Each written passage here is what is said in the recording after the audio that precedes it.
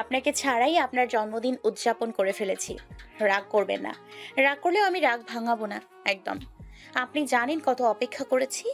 অন্তির হাত থামে। বাসের জানালা থেকে বাহিরে উদাস দৃষ্টি ফেলে তাকিয়ে রয়। মন তার হাহাকার করে বলে উঠে, আমি ভীষণ দুঃখী প্রিয়। আপনার পাশে না পাওয়ার কষ্ট আমার গ্রাস করে নিচ্ছে। আমার বড্ড দুঃখ, বুঝলেন?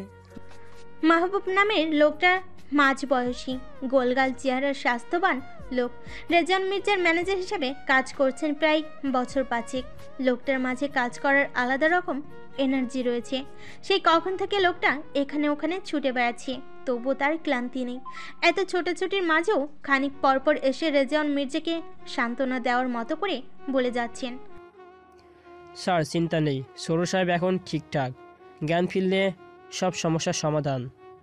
রেজান মির্জা মাথা নাড়ে, নড়েচড়ে বসে ক্লান্ত প্রশ্ন করে, বাড়িতে জানিয়েছো? জি না স্যার, আপনি বললে জানাবো। দরকার নেই মেহবুব, তোমার ম্যাডাম জানতে পারলে অসুস্থ হয়ে পড়বে। এখনই কিছু জানিও না। আচ্ছা স্যার। ওই বাঁদরের দলগুলো জানে। মাহবুব সামান্য দ্বিধায় পড়ে যায়, মিনমিনিয়ে গলায় বলে, এটা কোন দল স্যার?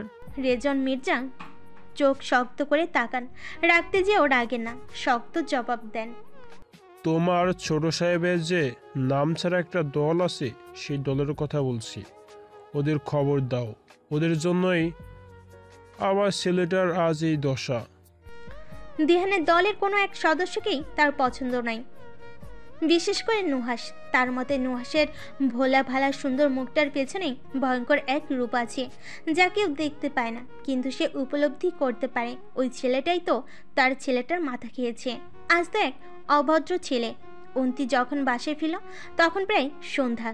দিহানের আড্ডা দেওয়ার প্রতিটা জায়গায় সে গিয়েছিল, কোথাও সে দিহানকে পায়নি। চায়ের দোকানের ছেলেটাকে জিজ্ঞেস করলে সে জানিয়েছে দিহান আজ সকাল থেকে এদিকে আসেনি।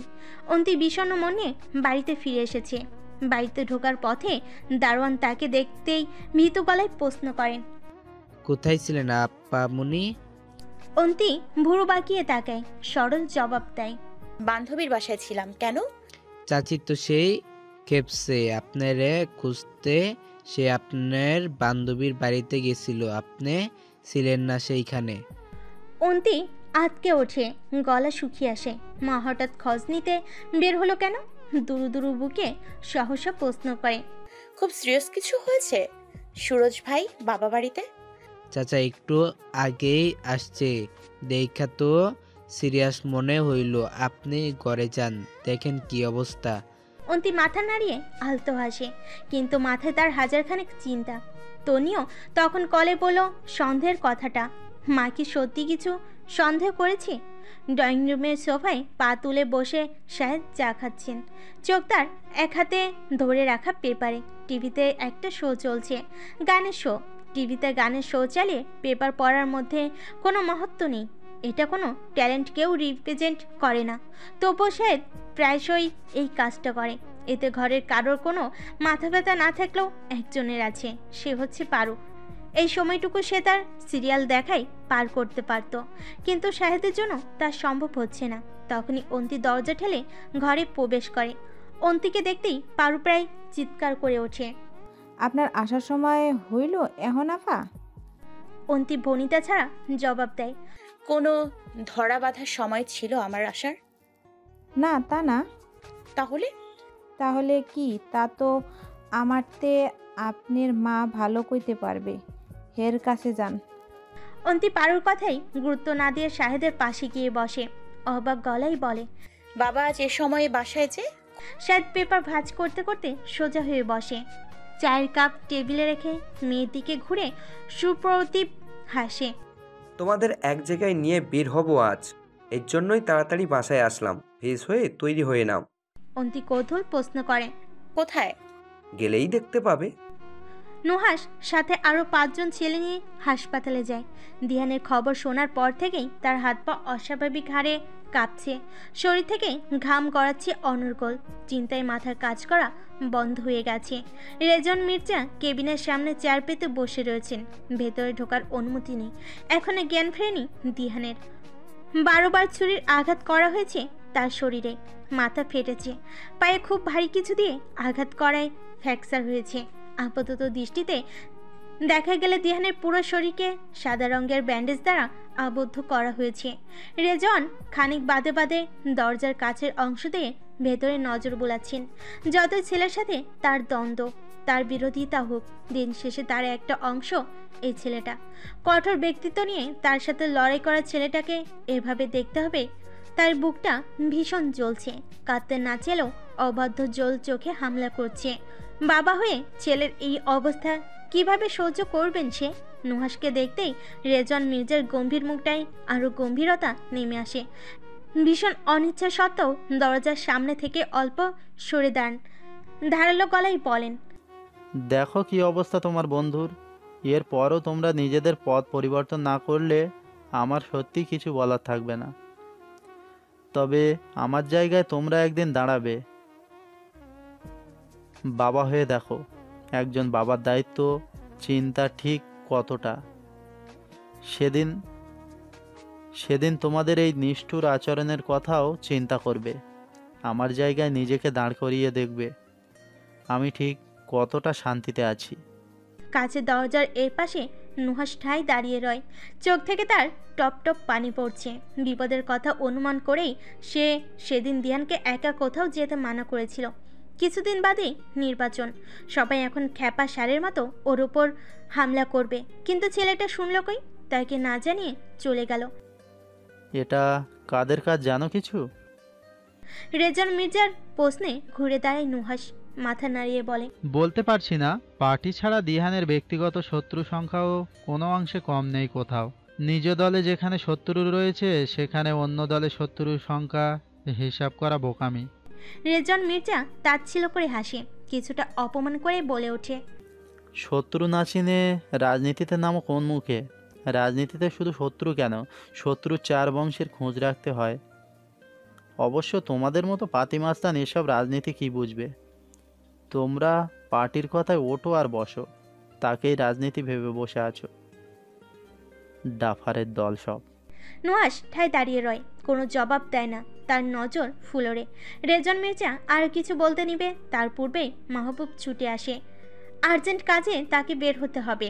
তিনি যাওয়ার পূর্বে কাট গলায় নুহাসকে হুকুম করে যান, গাধার মতো দাঁড়িয়ে না থেকে খুঁজে বের করো কে এমন কাজ করলো। মাথাটাকে একটু কাজে লাগাও। নুহাস মাথা নাড়ে। এই কাজটা সেই নিজেই করবে, খুঁজে বের করবে সেই কুত্তাকে, সে নিজ হাতে শাস্তি দিবে। কত বড় কলিজা নিয়ে দিহানের দিকে হাত বাড়িয়েছে সেটা দেখে ছাড়বে। গাড়ি ছুটছে সা করে। মাহবুব সেই কখন থেকে হাঁসফাঁস করছে কিছু বলার জন্য। রেজন তার দিকে না ফিরেই বললেন, কিছু বলার থাকলে ঝটপট বলে ফেলবে। চিন্তা ভাবনা করে সময় অপচয় করবে না। সময়ের মূল্য অনেক, জানো তো? জি স্যার, জানি। তাহলে বলো। মাহবুব কিছুটা আমতা আমতা করে বলে, নুহাস, ছেলেটাকে আপনার এত অপছন্দ কেন?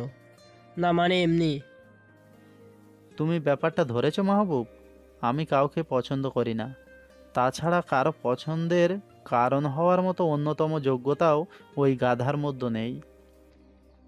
তাহলে আপনি তাকে সর্বদা গাধা কেন বলেন? কারণ ও আসলেই গাধা, বুঝেছো? জি স্যার। কি বুঝেছো? মানে আমার দেখা দ্বিতীয় গাধাটা তুমি মাহবুব। জি স্যার। দারুণে থেকে শোনা পরিস্থিতির সাথে পাশের পরিস্থিতির কোনো মিল পাচ্ছে না অন্তি। আয়নার সামনে দাঁড়িয়ে সে যখন পরিস্থিতির এসব মিল অমিল খুঁজতে ব্যস্ত, তখনই হন্তদন্ত হয়ে নাহার রুমে ঢুকে। পরনে তার ইন্ডিয়া থেকে আনা ভারী কাতান, কানে শোনার বড় ঝুমকো, গলায় মোটা চেন।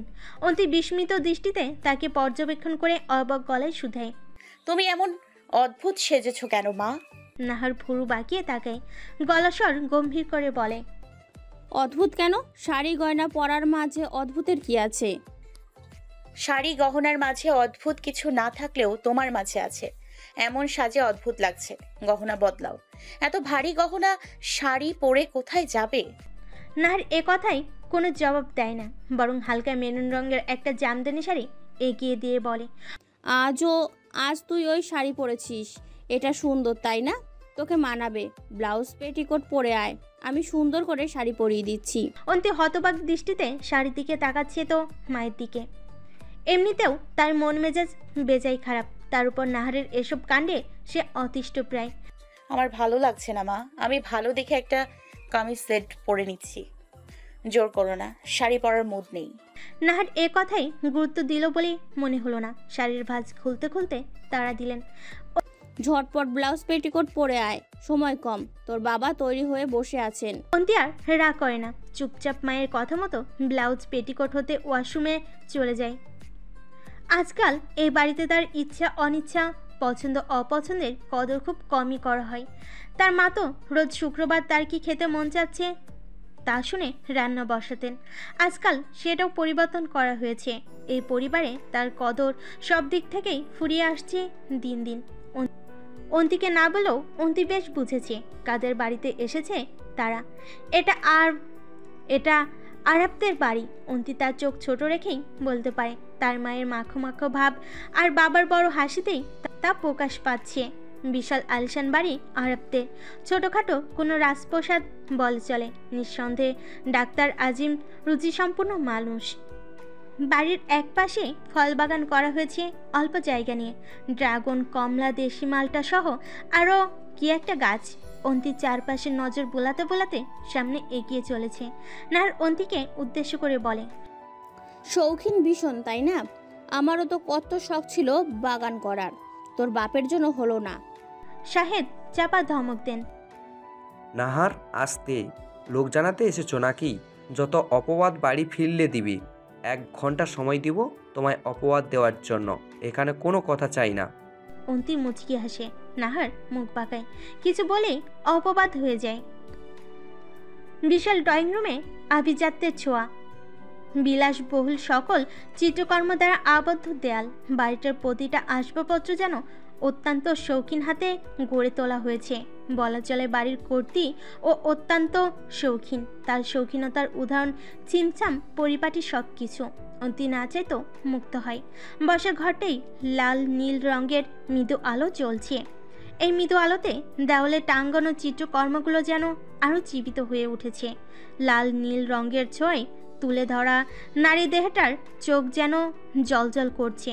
অন্তি অবাক হয়, বিস্ময় নিয়ে চেয়ে রয়। কি ভয়ঙ্কর সুন্দর শিল্পীর ভাবনা, কি সুন্দর তার হাতের সৃষ্টি। অন্তির এই ভালো লাগার রেশ ক্ষণিকের মাঝে বিলীন হলো।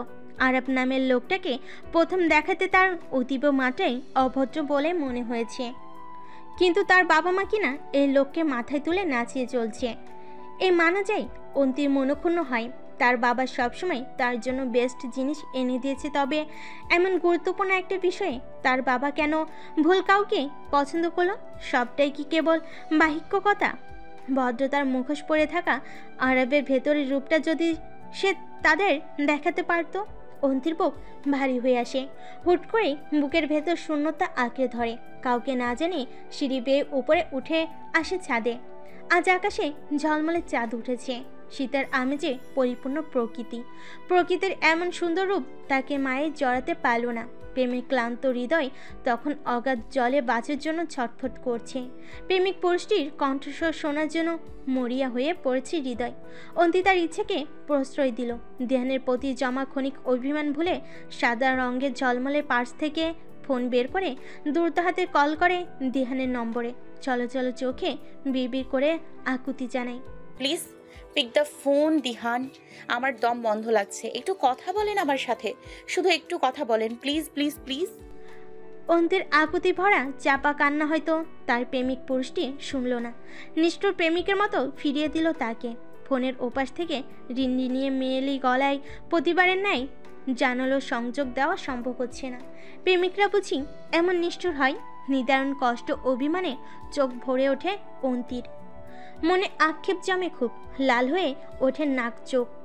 সংযোগ বন্ধ যেন উন্মাদের মতো পরপর কল করতে থাকে দিহানের নম্বরে। যেন এভাবে বিচ্ছিন্ন সংযোগ জোড়া লাগাতে চলেছে সে। একসময় ক্লান্ত হয়ে হুহা করে কেঁদে ওঠে। তার কান্নার শব্দে ভারী হয়ে ওঠে পরিবেশ।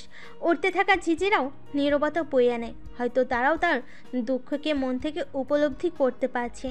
এসবের পাশাপাশি আরও একটি প্রাণ তার এই হৃদয় বিতারক কান্নার সাক্ষী হয়েছিল, যা অন্তি বুঝতে পারেনি। কার জন্য এত আকুতি জানতে পারি? ছাদ থেকে নামতে নিতেই হঠাৎ এমন প্রশ্নে থমকে দাঁড়ায় অন্তি। ঘাড় ঘুরিয়ে তাকালে অন্ধকার চিরে বেরিয়ে আসে আরাপ। গায়ে হাফ হাতার কালো রঙের একটা টি শার্ট, পরনের প্যান্টটাও হাফ। শীতের রাতে এমন অদ্ভুত পোশাক পরার মানে কি অন্তি তা জানতে চাচ্ছে না আপাতত। তার প্রশ্ন, লোকটা এখানে কি করছে?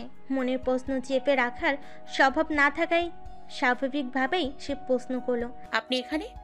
আমার বাড়িতে আমার থাকাটাই স্বাভাবিক নয় কি? তেমন না, আন্টি বলল আপনি অসুস্থ, রুমে ঘুমাচ্ছেন, তাই আর কি। বা আসতে না আসতেই খোঁজ নিয়ে ফেলেছেন। Very good, I like it. কিন্তু এই কান্নাকাটিটা কার জন্য রূপন্তী? আরাব কিছুটা সামনে এগিয়ে আসতে অন্তি পিছিয়ে যায়। আরাবের শান্ত দৃষ্টি হঠাৎ করে তার নার্ভাসনেস বাড়িয়ে দেয়। মন তাকে হুঁশিয়ারি জানায়, মস্তিষ্ক তাকে ছুটে পালাতে বলে খারাপ কিছু না ঘটে। ভয় মানুষকে কাবু করে নেয়। এই প্রবাদে পুরোপুরিভাবে বিশ্বাসী অন্তি। সেই বিশ্বাস থেকে সে শক্ত হয়ে দাঁড়িয়ে পড়ে, কড়া কিন্তু শান্ত গলায় জবাব দেয়, সেটা আপনার না জানলেও চলবে। চলবে না, আমি সেই অধিকার দেইনি আপনাকে যে অধিকারে আপনি অন্য কারো জন্য কাঁদবেন। আপনি অধিকার দেওয়ার কে? আপনার হবু বর। বিয়ে তো করছি না আপনার। অন্তি মুচকি হাসে, বলে। আরাপ হাসে। অন্তির মনে হয় লোকটা পাগল, মানসিকভাবে অসুস্থ, নয়তো এমনভাবে কেউ হাসে। অন্তি উত্তরের জন্য অপেক্ষা করে না। তার এই পাগল ধরনের পুরুষটার সাথে কথা বলতে একদমই ভালো লাগছে না। লোহার দরজা ঠেলে দ্রুত সিঁড়ি বেয়ে নামতে নিলে পেছন থেকে আরাপ বলে, পালাচ্ছেন? ওকে যান, আপনাকে পালাতে দিলাম, কিন্তু এটা শেষ। দ্বিতীয়বার আমার সামনে আসার আগে অন্য পুরুষের নাম মাথা থেকে মুছে ফেলে আসবেন। আপনার মুখে অন্য পুরুষের নাম পছন্দ হয়নি আমার। আর শুনুন, কাঁদবেন না, আপনার কান্না খুবই ভয়ঙ্কর, আমাকেও দুঃখী করে তোলে। অন্তি পায়ের গতি বাড়িয়ে দেয়। তার ভীষণ কান্না পাচ্ছে। সবাই তাকে খেলনা মনে করছে, যার যেমন ইচ্ছা তেমন আচরণ করছে তার সাথে। চেয়ার নিতে পারছে না। বসার ঘরে সকলে মিলে গল্প করছিল, ভেতর তাদের আপ্যায়নের ব্যবস্থা হচ্ছে। অন্তি ছাদ থেকে নেমে সরাসরি শাহেদের সামনে চেয়ে দেয়। আশেপাশে নজর না দিয়ে জোর গলায় বলে ওঠে, বাসায় চলো বাবা। অন্তি সাধারণত বুঝদার সামাজিক ধরনের মেয়ে, চটপটে হলো অবস্থান বুঝে আচরণ করে। নাহার রাগী চোখে মেয়ের দিকে তাকালেও শাহেদ শান্তভাবে জিজ্ঞাসা করে, কি হয়েছে মা, কোনো সমস্যা? অন্তির গলা কাঁপছে, চোখে পানি জমেছে। ভেজা গলা সে বলে ওঠে, আমি বাসায় যেতে চাচ্ছি বাবা। শাহেদ আর দ্বিতীয়বার প্রশ্ন করে না মেয়েকে। অত্যন্ত নম্র ভাষায় ক্ষমা চান আজিম সাহেবের কাছে। মিসেস আজিম কিছুটা অসন্তোষ হয়েছেন, যেটা তার চুপসানো মুখ দেখেই বোঝা যাচ্ছিল। শাহেদের কাছে ফার্স্ট প্রায়োরিটি তার পরিবারের পর সকল সম্পর্ক। সে তার মেয়েকে জানে, তার মেয়েটা অকারণে এমন বাচ্চমো করে না। এর পেছনে যথেষ্ট কারণ রয়েছে। বাড়িতে ফেরার যাত্রাটা ছিল অত্যন্ত নীরব।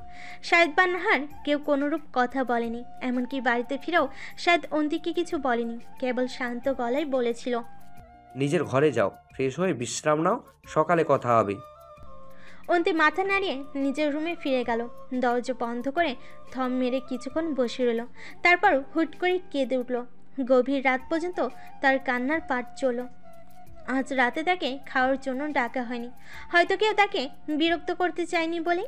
খোলা আকাশের নিচে ছোট্ট একটা কাঠের বেঞ্চিতে বসে আছে অন্তি। মাথার উপর ঝকঝকে ফর্সা আকাশ, ঝলমল করছে রোদ। নরম সবুজ ঘাস বাতাসে মাথা দোলাচ্ছে। অন্তি নগ্ন পায়ে নরম ঘাসে পা রেখে বসে আছে। জায়গাটা তার খুব চেনা, এখানে প্রায়ই দিহানের সাথে আসা হয়। কিছুটা দূরেই 3তলা পুরনো কলেজ ভবন। অন্তি সেখানে বসে আছে। এটা কলেজ মাঠ, যেখানে সে প্রথম দিহানকে দেখেছিল, তার স্বপ্নের পুরুষ। অন্তির ঠোঁট ছুঁয়ে যায় মিষ্টি হাসি। অন্তির চোখ যায় কিছুটা দূরে। হলুদ পাঞ্জাবি গায়ে তার পুরুষটি এক পা করে এগিয়ে আসছে তার পানে। হাতে হলুদ রঙের এক গুচ্ছ গোলাপ। অন্তির চোখ ঝলসে ওঠে, আনন্দে পানি জমে চোখে। প্রথমবারের মতো তার জন্য ফুল এনেছে দিহান। অন্তির মন চায় এক ছুটে গিয়ে দিহানকে আঁকড়ে ধরতে, লক্ষ কোটিবার বলতে ভালোবাসি আপনাকে। কিন্তু সে ঠাই বসে রয়। দিহান তার সামনে এসে দাঁড়ায়, মুচকি এসে গোলাপ গুচ্ছ বাড়িয়ে দেয়, স্নিগ্ধ কণ্ঠে বলে, তোমার জন্য এনেছি। জমে থাকা অভিমান ঝরে গেল নিমিষেই। বসা থেকে উঠে মানুষটিকে আঁকড়ে ধরতে গেলেই সে পিছিয়ে যায়। অন্তি ছলছল হতভম্ব চোখে তাকিয়ে রয়, কাপা গলায় প্রশ্ন করে, দূরে যেতে চাচ্ছেন? দিয়ানের হাসি হাসি মুখটা হঠাৎই ভীষণই গম্ভীর হয়ে পড়ে। আকাশে জ্বলতে থাকা সূর্যটা হঠাৎ করে অতল গভীরে হারিয়ে যায়। অন্ধকারে বুঁদ হয়ে আসে চারপাশ, মেঘ গর্জে ওঠে, মুষলধারে বৃষ্টি নামবে তারই জানান দিচ্ছে যেন প্রকৃতি। অন্তি হঠাৎ করেই ভীষণ ভয় পায়। ভয় পেয়ে মুক্তি পেতে আশ্রয়ের জন্য দিহানের কাছে যেতে নিলে দিহান আবারও পিছিয়ে যায়।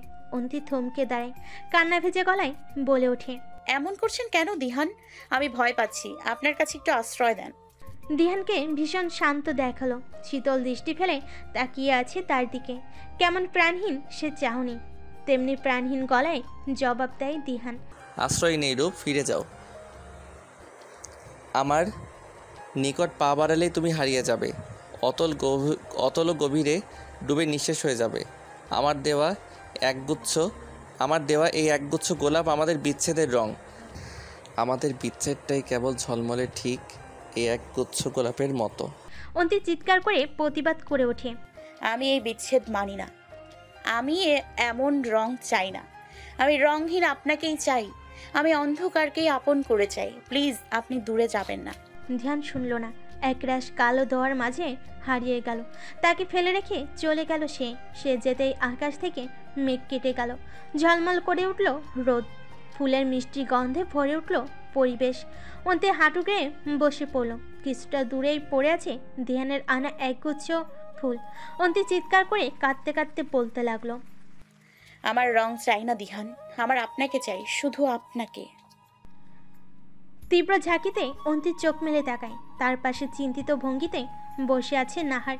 তাকে চোখ মেলে তাকাতে দেখতেই সে উদ্বিগ্ন গলায় বলে উঠল, খারাপ স্বপ্ন দেখেছিস? উঠে পড়, সব কিছু ঠিক আছে। তোর বাবা অপেক্ষা করছেন, জলদি ফ্রেশ হয়ে নে।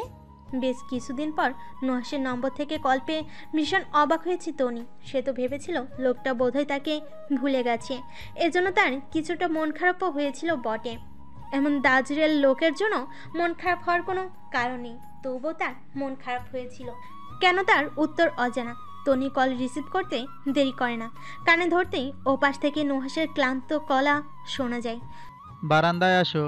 তনি কোনো প্রশ্ন ছাড়াই বারান্দায় গিয়ে দাঁড়ায়। নুহাস এর আগে কখনো দিনের বেলায় তার বারান্দার নিচে আসেনি, এটাই প্রথম। দিনের ঝলমলে আলোতে এই প্রথম তনি বারান্দা থেকে নুহাসের স্পষ্ট মুখ দেখতে পায়। কেমন মরসে পড়া অবস্থা মানুষটার। তনি তাকিয়ে থাকে নুহাসের ক্লান্ত চোখ জোড়ার দিকে। আজ যেন ভয় লাগছে না তার লোকটাকে দেখতে, বরং মায়া হচ্ছে।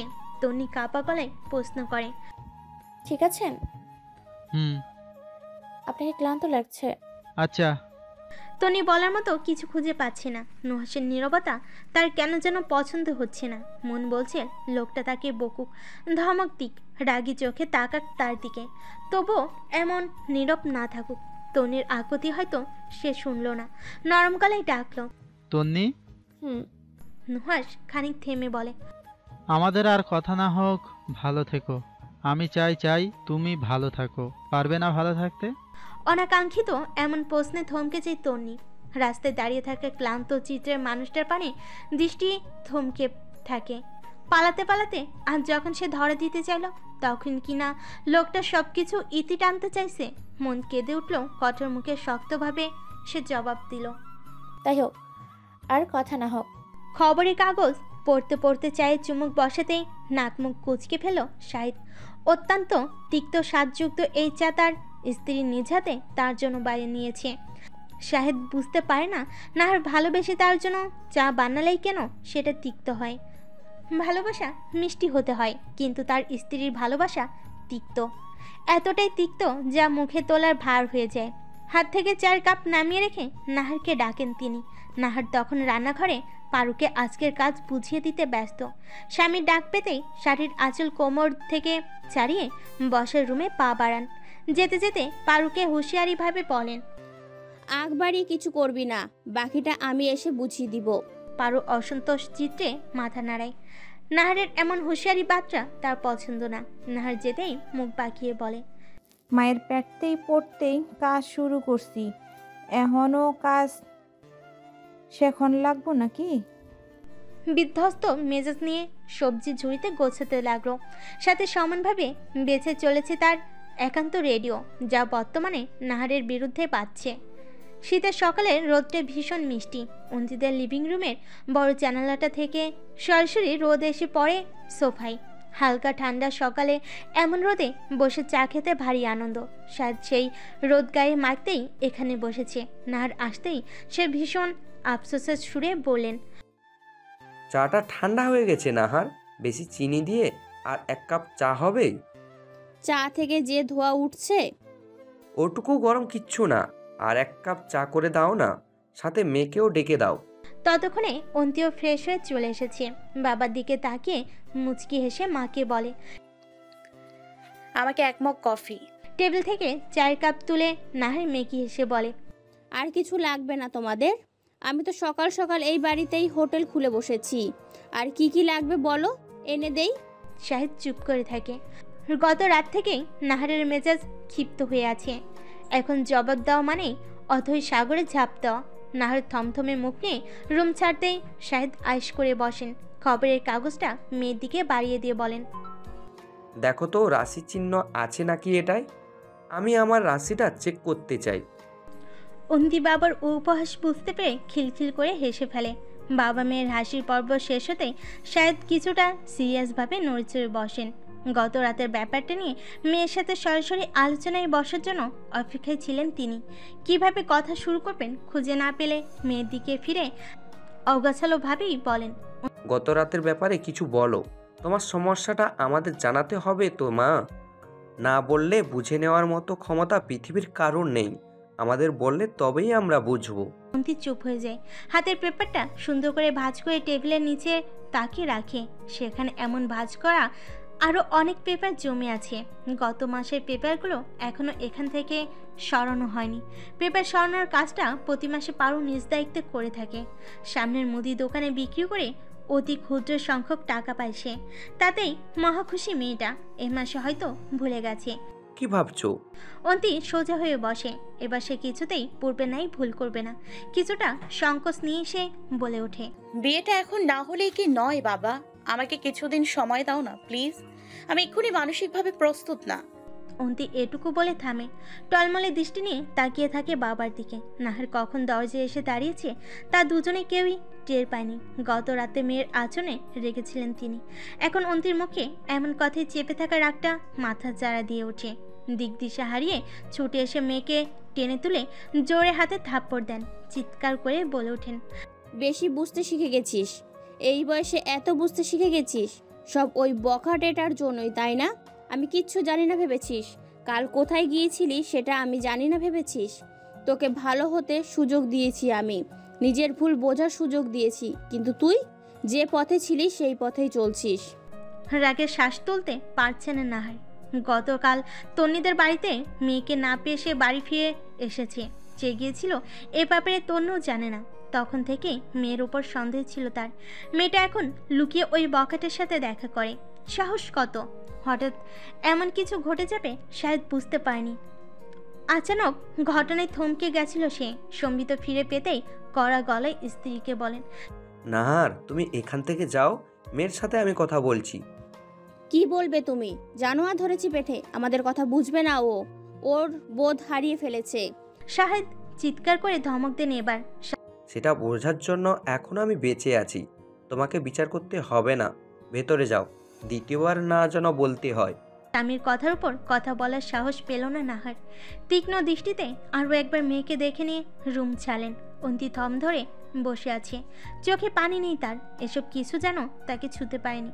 পাথরের মতো হয়ে গেছে তার মন। আজ মায়ের কথার জবাব দিতেও তার ইচ্ছে হয়নি।